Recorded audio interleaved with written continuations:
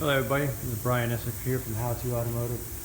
Today I'm going to bring you a little alternator replacement on a 2010 Honda Odyssey with the 3.5 liter V6.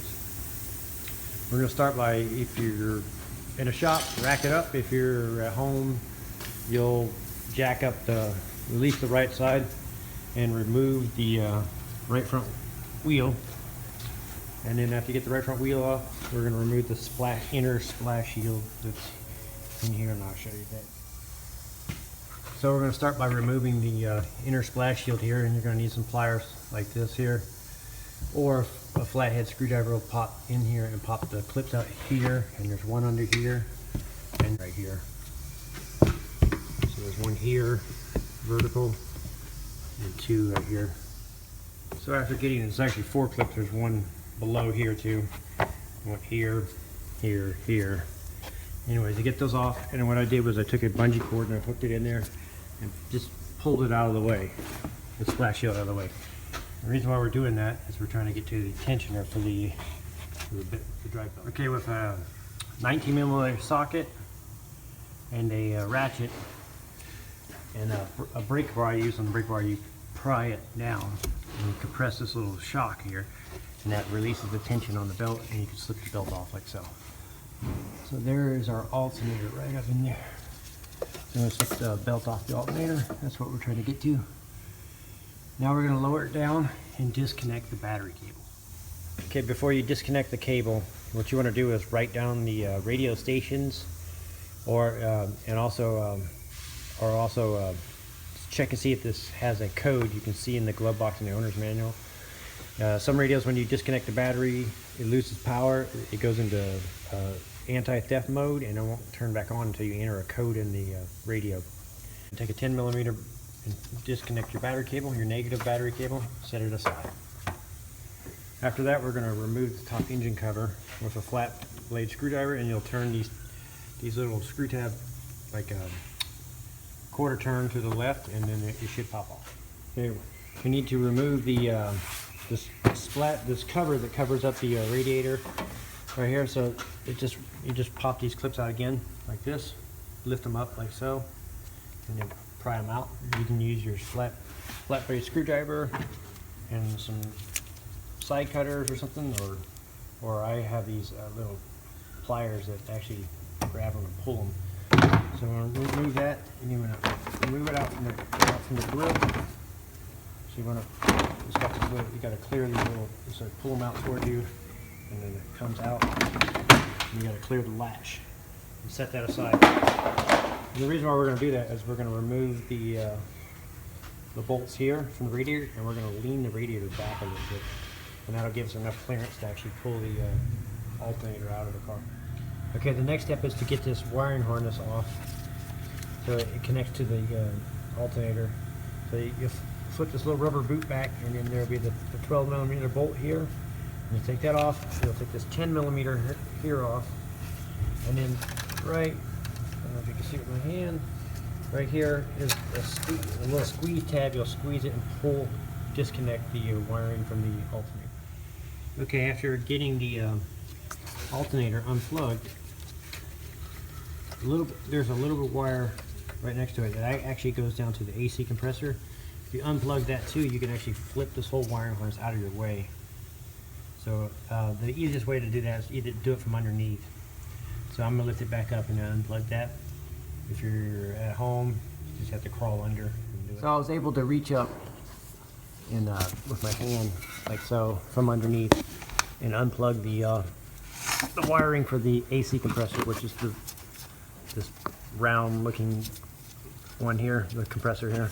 So unplug it. So now the wiring harness should flip out of our way. But while it's up here in the air, while I'm down here, I'm going to go ahead and right here in between the pulleys is the lower alternator bolt. I'm going to go ahead and pull that out, 14mm bolt. So after removing the lower alternator bolt, lower the car back down, and this is the wiring harness that we flipped up out of the way. So we got it out of the way. Now what we're going to do is we're going to remove this bracket here, and then right behind the bracket right here is the final bolt that holds the alternator in. So you're going to have a 12mm bolt here and a 12mm bolt here, and this little ear will come off. So what you do next is you got to grab the alternator and kind of wriggle it out of the perch. Wiggle it out. Now what we're going to do is try to fish, like push the AC compressor hose out of the way and try to rotate it, pull it out. And you might want to take your dipstick, because you don't want to snag it and break it off. Pull the dipstick out so that gives you a little room, and try to work it out. So I removed the little brackets on the corners to hold the radiator in. Just remove the 110 millimeter, and the little bracket slid off. And then what I did was on the AC condenser down here, there's another bracket like this. It has a 110 millimeter bolt that holds on. It looks like that.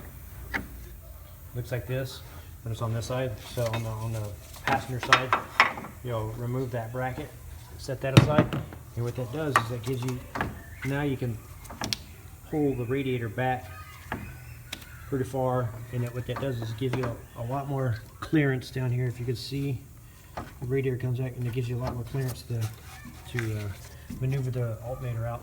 I also unbolted the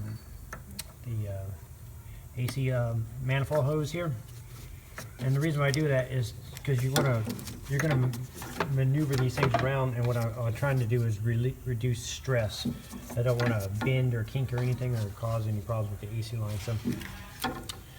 So now that I got all this loose, now it's just a matter of just, you know, working it out. Like, you have to twist it and pull it and do a few. You have to twinkle your nose and all that stuff, you know, but you can get it out now. All right, finally, how I got the alternator out was I, you know, fully unbolted the radiator and the condenser here, just so I can pull it back enough. And what I had to do was I had to put a floor jack with a block of wood on the oil pan and just jack the engine up just a little bit, and I'm talking like, it gave me like a 1/4 inch. And that was, and I also removed the timing cover bolt, one timing cover bolt right there on the corner, and that gave me, and then with everything loose, I just took it out of this little perch, like the power steering reservoir, pulled it out of the perch, and bolted the AC manifold hose here. And that way I had plenty of room to maneuver. You know, I had to, like, sometimes you have to twist the alternators and turn them in different angles, and pry back on the fan a little bit. See how it gives me a little bit of play, and I was able to fish it out. I mean, it was quite a bit of work. I struggled a good 5-10 minutes with it, trying to snake it out, but it can be done. And what really made the big difference was actually putting the floor jack under the engine. If I was actually really struggling, I could have taken a couple of bolts out of the lower motor mount right there, and then that would have allowed me to jack the engine, you know, a good inch or so, and it probably would have came out really easy. But so anyways, I got the alternator out. Now to get the alternator back in, I actually ended up unhooking the fan wiring harness here, pulling it out of the way, because it was getting, like, the alternator going back in was trying to rub on it, so I wanted to protect it, so I moved it out of the way. And also the timing cover was hitting the timing cover right here in the corner. So what I did was just unbolt it and kind of move it out of the way just enough to slide it in and at an angle. And it was a little bit of a struggle. And the reason why I'm filming this, guys, is to let you know that even professional technicians struggle. It's not easy doing this. And you know, even though I work on these cars every day, it was still a struggle for me. So now what I'm gonna do is I'm gonna line up my bottom perch in the little saddle and put the bolt in. And then once I get the bolt in, then so after getting the bottom bolt bolted up, the next step is to put the bracket that looks like so. So these are the two bolts. You're going to use the shorter bolt first, and that one's going to go on the inside here where my finger is. And it's going to go on the bracket right here. So you put that one on first, and then the alternator will swing up, and then you put the longer bolt. The longer bolt will go in the alternator. So after tightening up your bottom bolt, finally, I had started it before, and then did the top bolts. Snugged it up tight. So now the alternator is secure. I'm going to put the belt on now, and this is a little diagram of how the belts route for you, so I included that for you. Okay, after putting your belt back on, put your splash shield back on with the 4 clips, one here, here, here, and here. Put those on, then go ahead and put your wheel back on. Okay, now that we got the belt back on and the alternator secure, what we're going to do is put our wiring harness back on. So you'll start by plugging in your the blue plug on the alternator first. Plug that in. Next would be the power supply to the alternator. So you put that on with a 12mm nut, and then you'll, with your 10mm nut here, you'll put that on, and then put your dipstick back in and lift it up, or if you're able to get to it, you can plug in your your AC compressor down here. Don't forget to plug that in, and then double check anything that you may have unhooked while you're doing that, and plug those all back in. Take your power steering reservoir bottle, put it back in. I actually took out the screw for the washer bottle just to have a little extra movement, and then put your 10mm back in that holds your AC line manifold back in. Put that back in. Okay, after getting all your electrical connectors hooked back up and plugged in, you want to make sure you put your radiator and condenser brackets back in and tighten them. After that, we got 3 steps left, which is put the engine covers back on and the covers for the radiator here. So put those back on. Okay, now that you got all your covers back on, what you want to do is you want to test your alternator output with the voltmeters and your charging system checker, and then restore your radio codes if it has radio codes and radio stations, and that's pretty much it. And I'd like to thank you guys for watching my videos. As always, it's my pleasure sharing my experience with you guys. I will say that this one was a tough job.